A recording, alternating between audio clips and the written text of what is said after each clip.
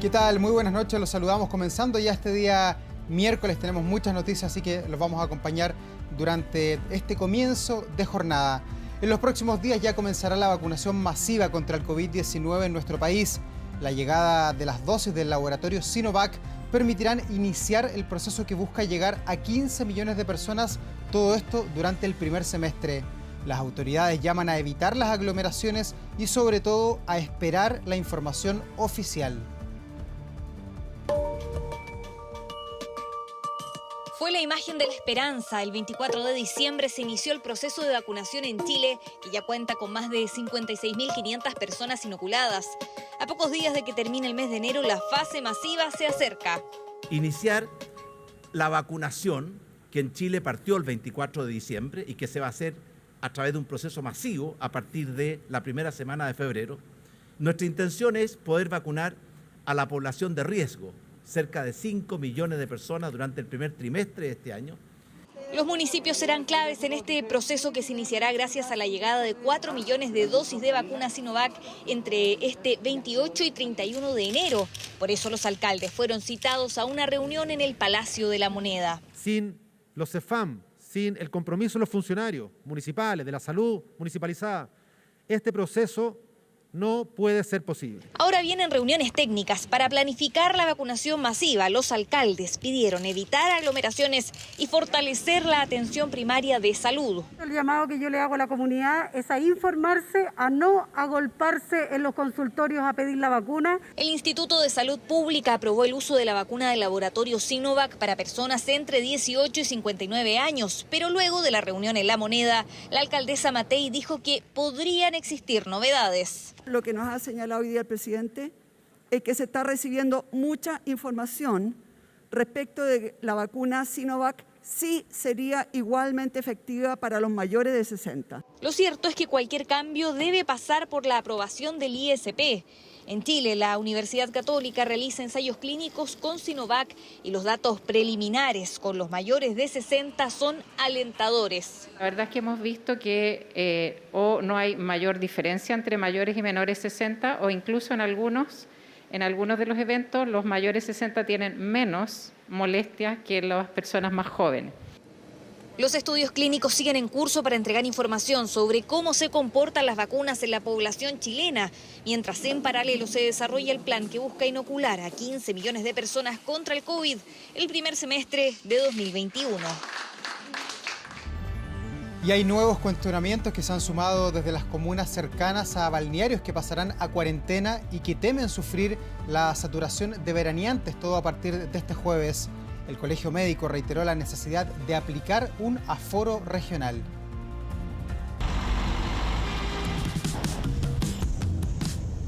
Pasan los días, las vacaciones continúan y miles de veraneantes se desplazan por Chile. De relajo y sol, mientras en ciertas zonas del país la preocupación crece. A nosotros nos separa solamente una quebrada de Algarrobo. Nuestras playas se van a ver totalmente saturadas con la gente que va a llegar. La denuncia la hizo el alcalde de uno de los clásicos balnearios del litoral central con un reclamo directo al Ministerio de Salud. En caso de un brote en el Quisco, es de exclusiva responsabilidad del Ministerio de Salud por su mala toma de decisiones. Poco más de 5 kilómetros separan a El Quisco de Algarrobo. El primer balneario en fase 3, el otro en unos días pasará a fase 2. El fin de semana estarán obligados al encierro y en El Quisco temen sufrir las consecuencias. Yo creo que sí. Teniendo la posibilidad muy cerca del Quisco, la gente obviamente va a arrancar el fin de semana, digamos, a ese sector de las playas. Me imagino que irán a hacer un cordón sanitario o algo, pero igual van a tratar de pasar allá, qué sé yo, ir a los juegos con los niños el fin de semana o a la playa, porque igual si está ahí en un departamento, por ejemplo, los niños igual se te van a aburrir. O sea, yo creo que en el fondo el paso siguiente es que ellos vengan a retroceder de fase. Una situación similar ocurre entre Villarrica y Pucón, 30 kilómetros de distancia. Villarrica está en fase 2, Pucón a partir de este jueves 28 entrará en fase 1 y es posible que algunos veraneantes traten de desplazarse. Ni de Pucón, de ningún lado debían de no viajar, porque imagínense, nosotros habíamos salido de toda esta pandemia y empezó a llegar el turismo y todo, y ya pasamos todo esto. Tiene la culpa el gobierno, no la tenemos, no la tiene usted ni yo. porque eso no tenía que haberlo hecho, sabiendo lo que hay en Chile y que vengan, ahí en Caburga estaban igual que ganado. Pucón ha sido una de las comunas preferidas por los veraneantes este 2021 y que también ha ido aumentando progresivamente el número de casos activos y víctimas fatales. Esta madrugada falleció la esposa del alcalde. En aquellas regiones que concentran el mayor número de permisos, aumenta dramáticamente la infección. Esto no solo es preocupante por el aumento de la infección, sino además por el número cada vez más reducido de camas UCI que tenemos a nivel del país. Los alcaldes piden más control y fiscalización, especialmente en entradas y salidas a las comunas, pero desde el Colmed aseguran hay que tomar medidas más drásticas, como un aforo regional. Si no se suspenden las vacaciones en muchos lugares, por lo menos hay que controlar aforo, dependiendo de varios factores, como la cantidad de contagiados, la disponibilidad de camas UCI, entre otros. Hay que probablemente tener una visión mucho más global porque en el fondo los límites entre comunas son más bien virtuales. La alternativa viene sonando hace tiempo, pero hasta ahora desde el MinSal aseguraron no habrá cambios. Todas estas medidas son perfectibles en la medida que vaya pasando el verano, que sabemos que no podemos evitar que las personas tengan la posibilidad de salir, sobre todo aquellas personas que han estado meses y meses encerrados. Jefes comunales y especialistas advierten a la falta de control se suman los vacíos del permiso en cuarentena. Podría utilizarse para traslados entre comunas en fases distintas. Quisiera recordarles que en el plan paso a paso se establece que en las comunas en cuarentena las personas solo pueden salir 2 veces a la semana con un permiso que dura 2 horas y cuyo objetivo es el abastecimiento o realizar una actividad que es esencial. Miles de personas han programado sus vacaciones en comunas que cambiaron de fase, como Pucón. ¿Qué pasa si ya había arrendado un camping, una cabaña o estaba en un hotel? Si he tomado mi permiso de vacaciones y me encuentro en una comuna que ha sido declarada en cuarentena, tengo que seguir las reglas que establece la cuarentena. Eso significa que solo puedo salir con los 2 permisos que tengo a la semana y que duran 2 horas. Si no, también puedo optar por regresar a mi domicilio habitual y terminar mis vacaciones. Nuevos cuestionamientos a las libertades que ha traído el verano en virtud, según el MinSal, de la salud mental de los chilenos, mientras los contagios y fallecimientos en pandemia cada día aumentan en el país. Voy a seguir contribuyendo desde una candidatura, a las palabras de Ignacio Briones, quien ya dio el primer paso para convertirse en postulante a la moneda. En esta jornada renunció al Ministerio de Hacienda para ser proclamado por Evópoli el próximo sábado. Su salida despertó críticas en la oposición, que acusó un abandono de la reforma previsional. El puesto de Briones quedó en manos de Rodrigo Cerda.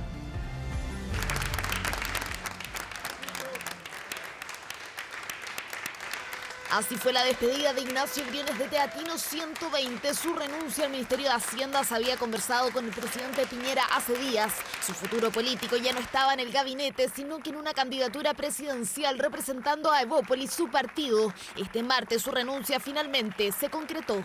Yo hoy día estoy emprendiendo un camino distinto en el que quiero seguir contribuyendo a Chile. Palabras de despedida, solo minutos de haber dejado su cargo en el Salón Azul de la Moneda.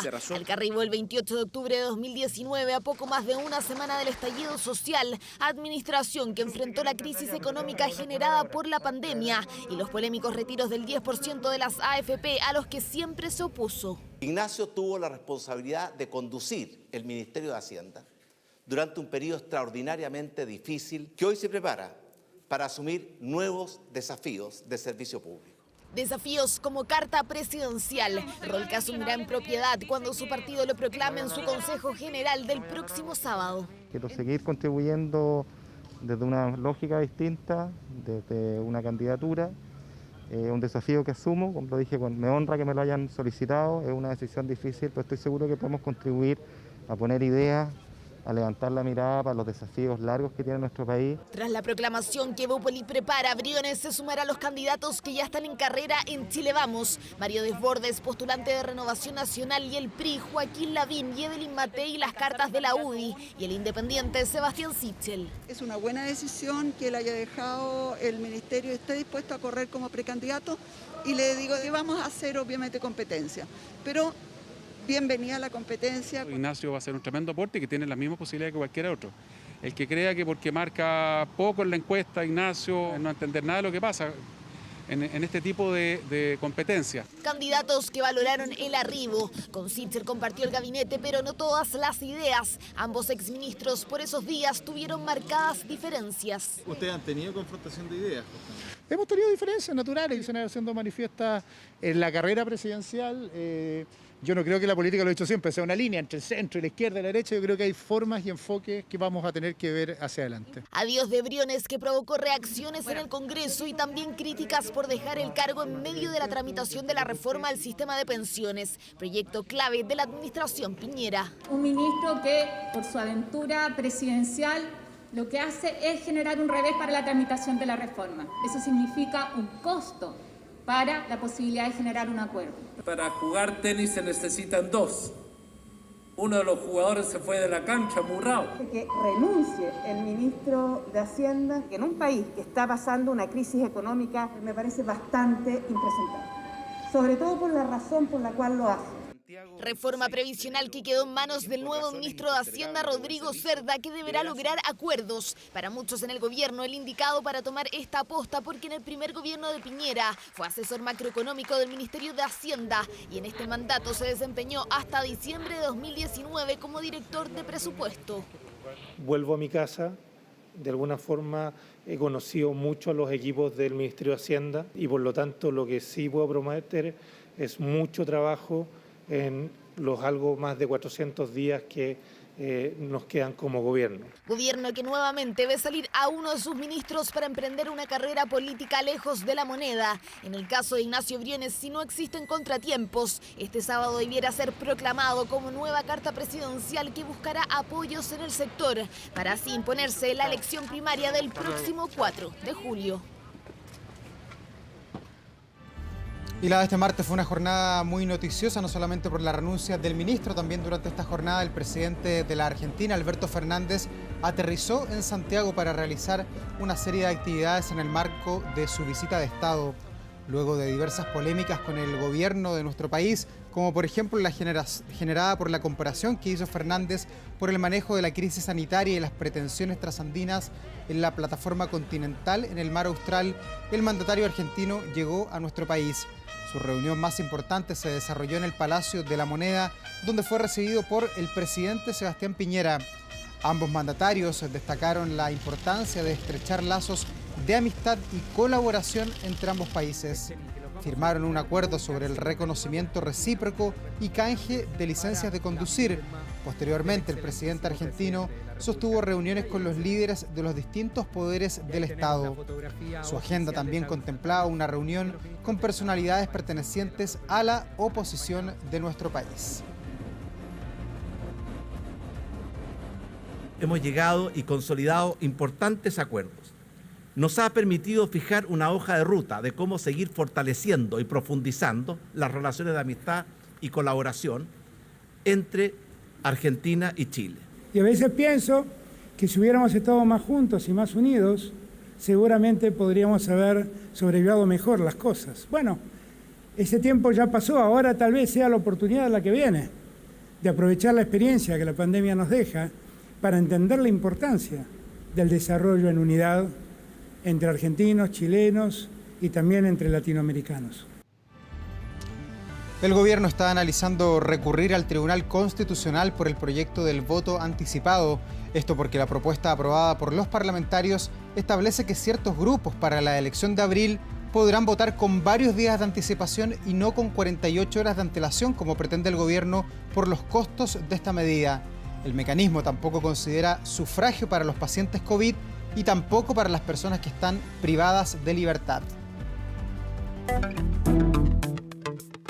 Menos de 3 meses quedan para la elección de convencionales constituyentes, gobernadores, alcaldes y concejales, hito electoral donde podría debutar el llamado voto anticipado, mecanismo que a un grupo específico de chilenos le permitiría sufragar días antes de la fecha oficial pactada para el 11 de abril, proyecto que avanza en el Congreso en medio de la polémica.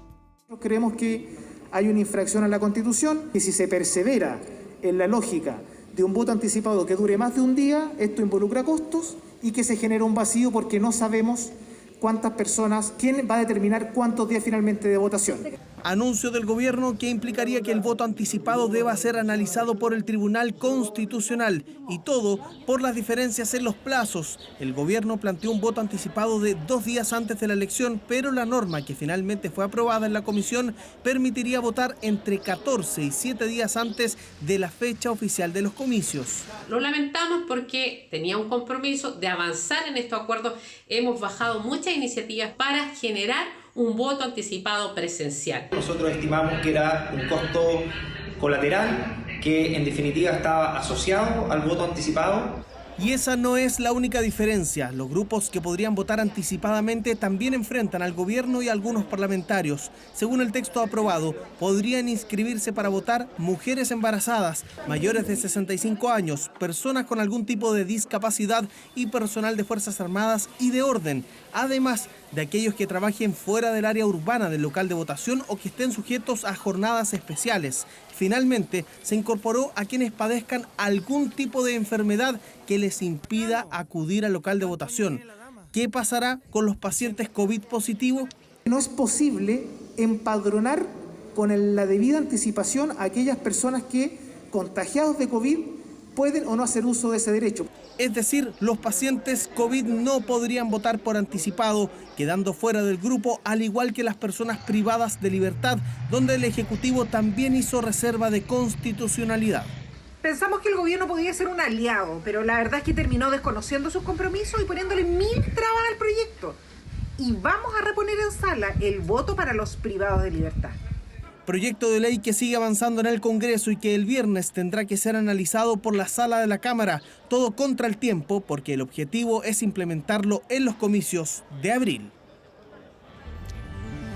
Lluvias en Antofagasta, torbellino en Calama y nieve en el Paso Jama, pero no son los únicos fenómenos climáticos poco comunes para esta fecha, sobre todo en el norte de Chile.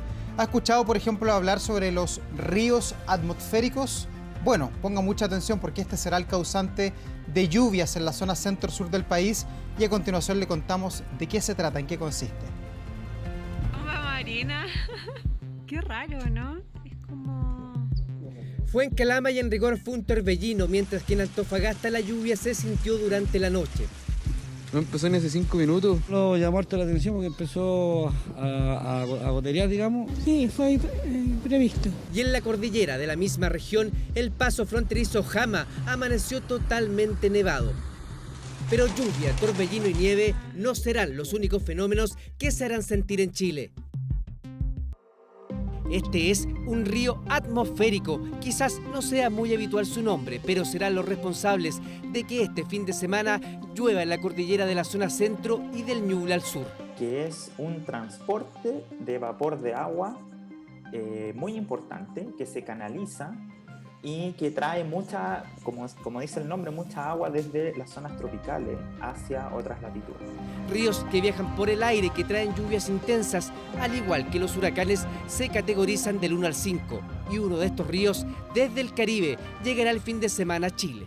Cuando un río atmosférico toca tierra, es como que nos impacte un gran chorro de agua. Entonces, en este caso, se espera que un río atmosférico toque tierra en Concepción, más o menos, y se va desplazando hacia el norte. Entonces el fin de semana afectaría también con precipitaciones toda la zona centro-sur.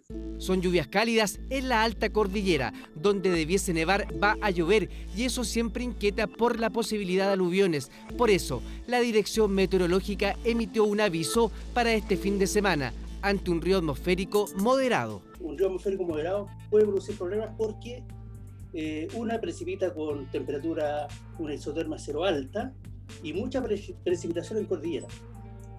Esto fue lo que ocurrió aproximadamente 2 años atrás, creo que en Santa Lucía. No sé si recuerdan el aluvión. Perfecto, sí. Claro, bueno, ahí fue un río atmosférico de categoría 4, creo. Aquella vez cayeron casi 100 milímetros. Se estima que este evento traerá muchas menos lluvias, sobre todo en la región metropolitana. Es decir, aquí en la zona centro, donde debiese caer nieve el fin de semana, va a caer lluvia. Va a caer lluvia, sí. Pero la mayor concentración de la precipitación va a estar localizada principalmente en Araucanía y los ríos norte, ahí donde cae más precipitación, incluso en el Biobío. No serían más de 8 milímetros en Santiago. Claro que tras las megapiscinas de aguas andinas inauguradas el 2020 en Pirqué, el suministro potable no debiera correr riesgos y así evitar la suspensión de suministro como los episodios generados en años anteriores por la turbiedad de las aguas del río Maipo. Consiste en 6 megapiscinas capaces de almacenar 1.500 millones de litros de agua. Hemos logrado que Santiago pase de tener 4 horas de autonomía en suministro de agua potable hace 10 años a tener 34 horas de autonomía gracias a estas inversiones. En los últimos 20 años, solo 2 veces ha llovido en enero en Santiago. Este río atmosférico traerá leves precipitaciones en el Cajón del Maipo y Melipilla, mientras que las lluvias más intensas se darán del Ñuble a los ríos para pasar a Argentina la noche del domingo.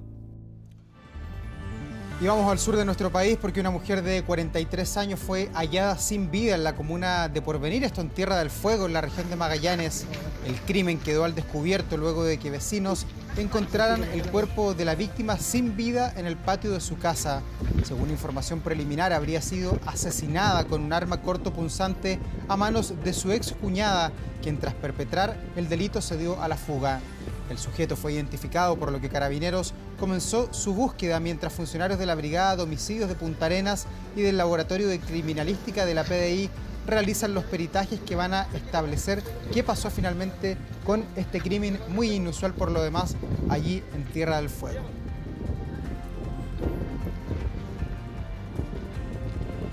Y la tarde de este martes un joven asesinó a su padrastro de un disparo en la comuna de Renca. El hecho habría ocurrido posterior a una discusión familiar. El hombre de 39 años fue ingresado al hospital Félix Bulnes con una herida balística en el tórax, la que provocó su muerte en el centro de salud solo horas después. La Fiscalía Centro Norte ordenó que personal del OS9 se encargue de esta investigación, mientras Carabineros aún trabaja para dar con el paradero del supuesto autor de este crimen. El día de hoy, durante horas de la tarde, personal de Carabineros de Servicio del Hospital Félix Bulnes informó el ingreso de un hombre adulto de 39 años aproximadamente, el que presentaba una herida balística en la parte superior de su cuerpo, el que lamentablemente, debido a la gravedad de la lesión, fallece en dicho nosocomio. Como información preliminar, este hecho ocurrió en la comuna de Renca, a raíz de una discusión y conflicto al parecer familiar, el cual por causas que se investigan terminó en este desenlace fatal.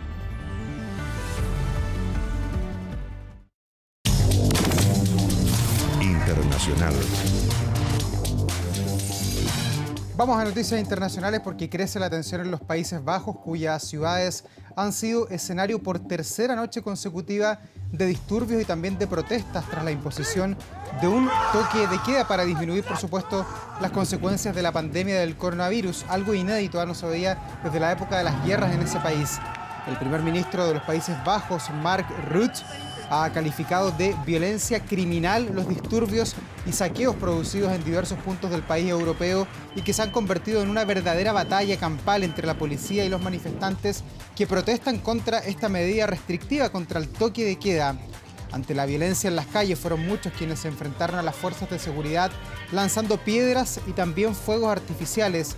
Incluso se registró la explosión de un puente por parte de los manifestantes. La policía, por su parte, los dispersó utilizando gases lacrimógenos y también perros. Hasta ahora la cifra ya supera los 300 detenidos. Y nos vamos a Estados Unidos porque, cumpliendo una de sus promesas de campaña, el presidente Joe Biden firmó este martes varios decretos que están relacionados con su política de equidad racial. Esto para avanzar en la agenda de igualdad con reformas en la policía, los programas públicos de vivienda y para eliminar el uso federal de prisiones operadas por privados. Al firmar los respectivos decretos, el presidente Biden recordó los ataques al Capitolio, una acción que calificó como un ataque a la democracia de Estados Unidos. Agregó que ahora es el momento de actuar frente a las profundas desigualdades raciales en el país que han estado enquistadas en la nación durante mucho tiempo.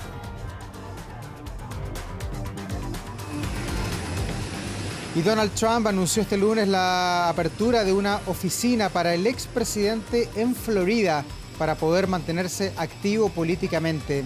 El expresidente no deja así de hacer noticias pese a haber abandonado la Casa Blanca, esta vez con una nueva oficina ubicada en Palm Beach, la que será la sede para sus declaraciones públicas, apariciones y también actividades oficiales, por supuesto con la idea de continuar con la agenda de la administración Trump. Hay que recordar que el exmandatario se encuentra en medio de su segundo juicio político, el impeachment, por los asaltos al Capitolio. Sin embargo, esto no lo ha detenido para continuar siendo una figura política con mucho prestigio y también con mucho apoyo al interior de su país.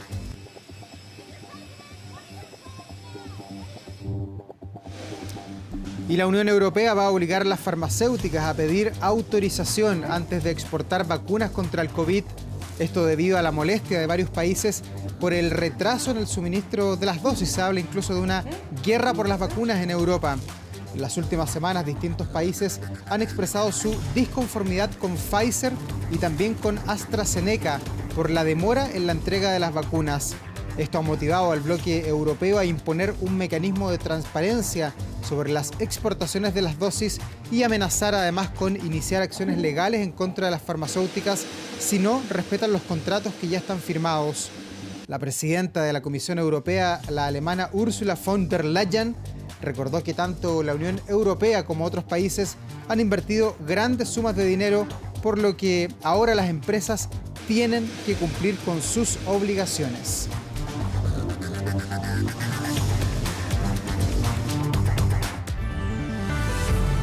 1 de la mañana con 33 minutos ya de este día miércoles 27 de enero. Hasta ahora Santiago tiene una temperatura de 16,1 grados en un día que se ve ya que va a ser muy caluroso. Vamos a llegar a 30 durante la jornada de día miércoles. En el norte, bueno, grata temperatura en Iquique, también en los alrededores, pero con aforo limitado, recordemos, en gran parte de las playas del norte y de todo nuestro país. Como siempre, muchas gracias por informarse con nosotros aquí en Medianoche. Cualquier cosa, estamos también en el canal 24 horas. Que le vaya muy bien, que tenga un muy buen descanso.